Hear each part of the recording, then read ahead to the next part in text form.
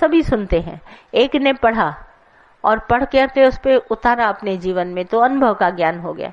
और एक ने सिर्फ सुना है, तो सुना सुनाया ज्ञान तो सारी दुनिया के पास है। आज हम एक बात दृष्टांत बुलाते, कहते हैं सुना है, टीवी में सुना था, वहां सुना था, वहां सुना था, सबके पास है। पर अनुभव का ज्ञान तो मेरा अपना है ना, वो तो तुमको जब अनुभव होगा तब तुम उस बात को जानेगा। अब जैसे मैं कहती हूँ, राम जी ने कहा, वशिष्ठ जी ने रामचंद्र जी को बोला कि हे राम, जगत बना नहीं है।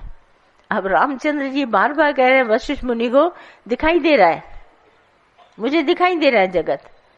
वशिष्ठ जी कह रहे हैं जगत बना नहीं, तो वशिष्ठ जी ने कहा जगत तो मुझे भी दिखाई दे रहा है, मैं भी देख रहा हूं जगत है, और तुम भी कह रहे हो जगत है। तो वशिष्ठ जी के पास अनुभव का ज्ञान है। तो क्या कहता है उसको, बोला हे राम, जगत बना नहीं।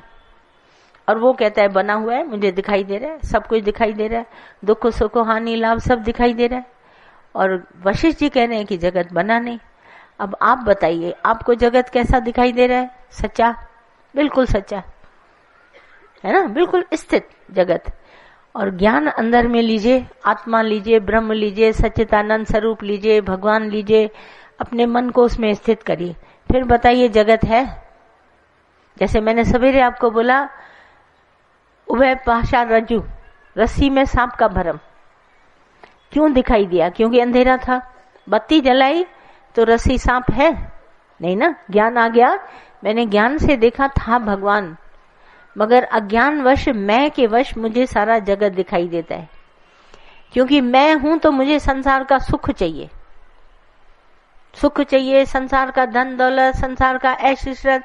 अब मैं हूं नहीं, भगवान है, तो अब भगवान को क्या संसार का ऐश इशरत चाहिए? नहीं ना। तो है परमात्मा, इस रूप में सब में है भगवान। तो भगवान से पूछो भगवान क्या चाहिए? बोला कुछ नहीं, जगत बना नहीं। ये जो क्रिएटर है, जगत को बनाने वाला जो है, वो है तुम्हारा ख्याल। दादा कहते थे ख्याल में जगत है, ख्याल रखे, ख्याल असा गुम कर, ब्यो को कम न कर। जैसे खुशी और गम का भी ख्याल है, जगत एक फुरना है। जैसे मैं बोलूं सागर में लहरें हैं, बुदबुदा है, झांक है, पर अगर ये कहूं कि जल है तो भी आप मानेंगे ना। ये जल में लिक्विडिटी के कारण लहर भी उत्पन्न हो रही है, बुदबुदा भी हो रही, झांक भी हो रही है। तो लोग देखते हैं बुदबुदा, लहर, झांक सब, पर मैं कहूं अगर पानी है तो क्या नहीं चलेगा? दृष्टि की नजर है, हमारे पानी पर नजर है, तुम तरह तरह के पदार्थ देख रहे हो। अब ये सब शरीर धारण करे।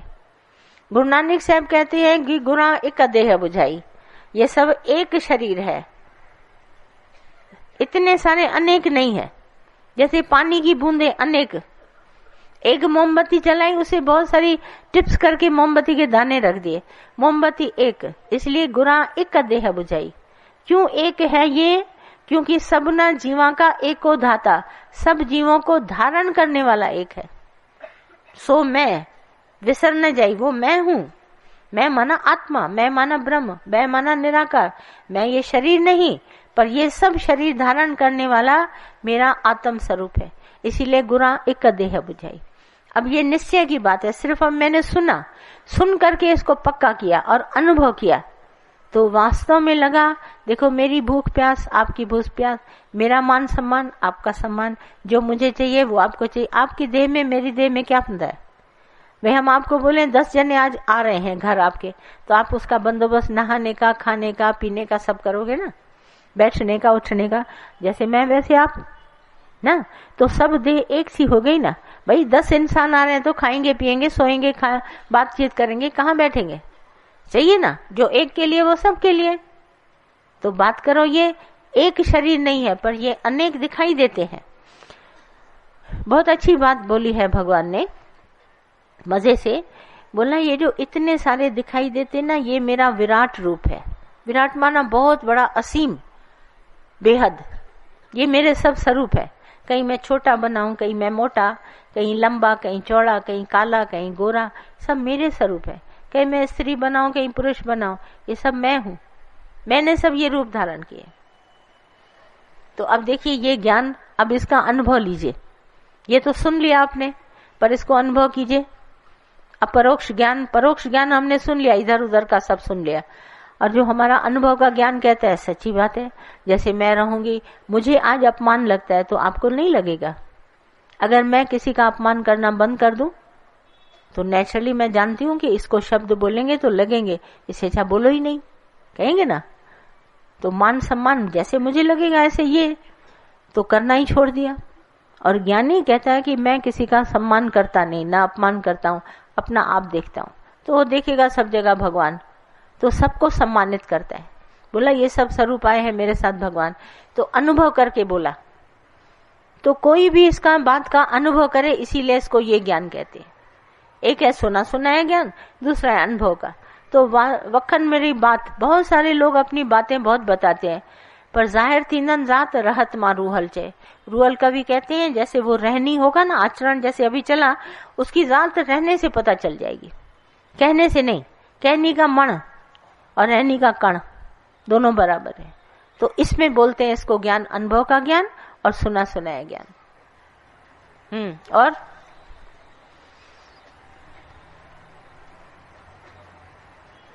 बोलिए, आपके प्रश्नोत्तर होंगे। हाँ बोलो। हाँ, ख्याल को ख्याल से काटो। अब जैसे मेरा मन है, मुझे कहता है मैं जाता हूं वहां, देखना वो आदमी नहीं मिलेगा। अब मैं नहीं मिला, नेगेटिव थॉट हुआ ना, है ना। तो मैं उसी समय ख्याल दूं क्यों नहीं मिलेगा, मैं जाता हूं टाइम पर, मिलेगा। और मिल गया। मैंने मन को बोला, देखा तुमने ना करी, देखो हाँ हो गई। ख्याल को ख्याल से गुम करो, ऐसा गुम कर दो निगेटिव थॉट्स को जैसे कभी था ही नहीं। पहले निगेटिव से पॉजिटिव बनाओ, जैसे नहीं फोटो से निगेटिव से पॉजिटिव बनाते हैं। फिर पॉजिटिव से इनलार्ज करेगा, बहुत बड़ा करेगा और बड़ा होता जाएगा। पॉजिटिव अप्रोच जो है हम सबका बहुत अच्छा है लाइफ में। हमेशा पॉजिटिव थॉट्स, आशावादी, अरे बहुत अच्छा, आगे मिलेगा, अच्छा मिलेगा, ये मिलेगा, चलते चलो। इसी तो पॉजिटिव अप्रोच से चल रहे हैं। नहीं तो सारा दिन मन अंधा निगेटिव थॉट्स लाते हैं, गिरावट के ख्याल नहीं। और क्या चीज? अभिमान। इसके लिए हमारे को ज्ञान बहुत जरूरी है। मुझे जानना होगा मैं कौन हूँ, हु एम आई। रमन में ऋषि का फिर से दोहराओ। आखिर हम सब संसार में आए हैं, नाम तो हमारा जगत में रखा, रूप भी हम धारण करके आए। जहाँ से माता पिता से मुखंडा मिला, जिस तरह से हमारे माता पिता थे उस तरह का हमको शरीर मिला। अब हमारे पास नाम और रूप दोनों है, पर वास्तव में मैं हूँ कौन? तो मेरा ब्रह्म स्वरूप है आत्मा, वो बताएगा गुरु। तो ये जो अभ्यास, जैसे मैंने सवेरे बोला ना, आप परहेज करो, नाम रूप की बात न करो। तो आपने परहेज करी ना, तो आत्म निश्चय हो जाएगा।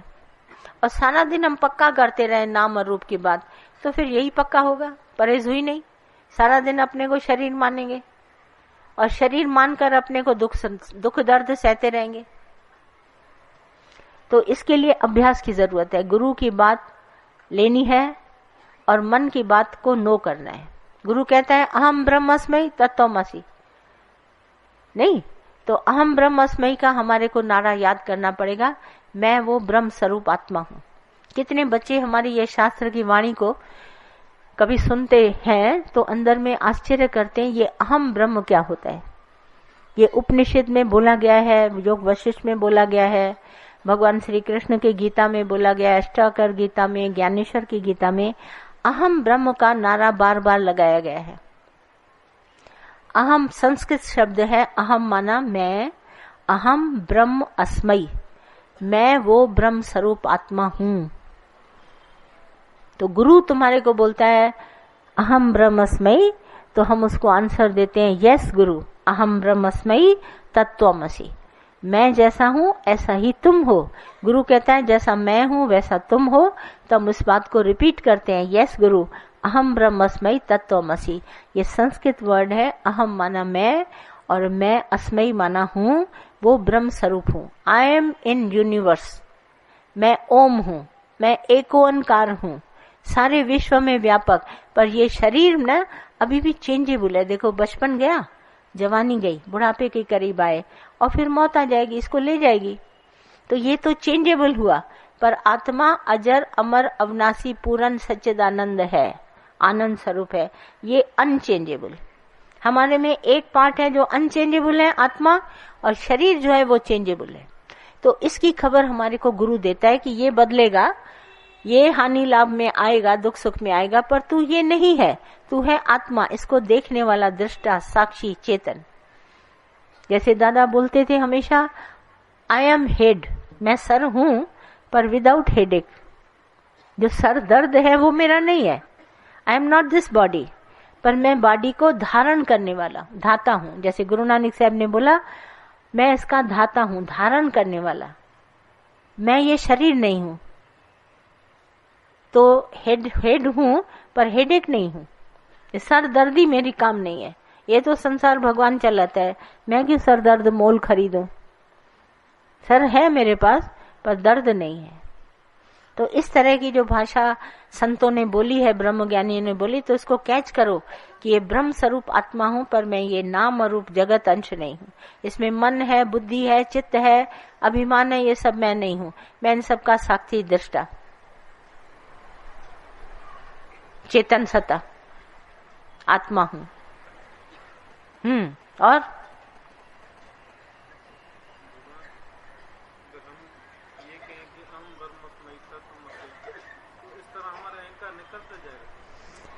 नहीं, अभिमान कोई निकलने की चीज नहीं है जो निकल जाए। निकल के कहां जाएगा? अहंकार तुम्हारे पास जो है वो तुम्हारा अज्ञान है, इसकी निवृत्ति है। अब निवृत्ति का अर्थ समझते हैं भाई, इसको हम सॉल्यूशन है मेरे पास। जैसे ना किसी चीज को चिपकाने का सॉल्यूशन है, फेविकॉल है, गोंद है, कोई भी, इसका निवारण है। प्रॉब्लम को सॉल्व कर सकते हैं। और ये जो मन है उसकी निवारण करो, अभिमान का निवारण करो। तो निवारण कैसे होगा? जैसे मैं कहूंगी अंधेरा किससे जाएगा? रोशनी से।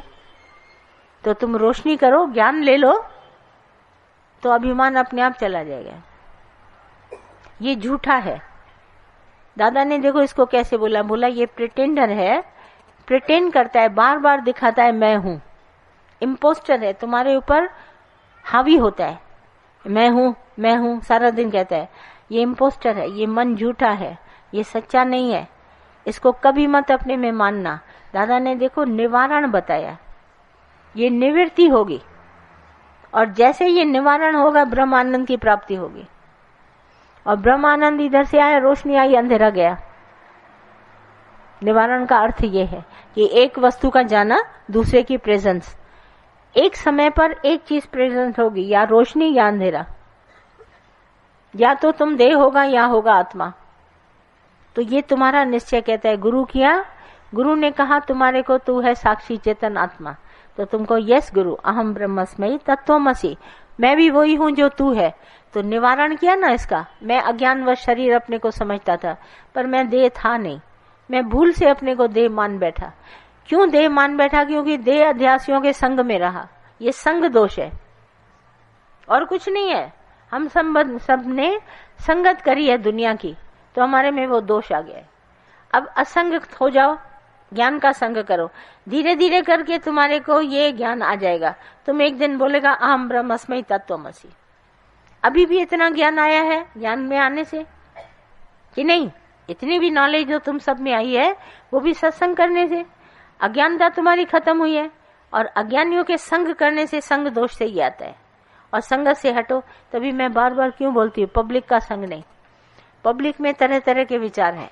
असंग होकर अपने सच्चे स्वरूप का ध्यान करो, तो तुम्हारे को निश्चय फटाफट हो जाएगा, देरी नहीं लगेगी। और सारा दिन झुंड में बैठे रहोगे और इन्हीं के साथ इन्हीं की दुख भरी कहानियां सुनते रहोगे, मन के विचार सुनते रहोगे, तो तुम्हारे पर सब गठरियां लाद के जाएंगे। नहीं, इससे हटने के लिए हर एक अपने अपने उन्नति में लग जाए। अहम ब्रह्मस्मयी, तो हमेशा के लिए छूट जाएगा, निवारण होगा, निवृत्ति चाहिए। और बोलिए।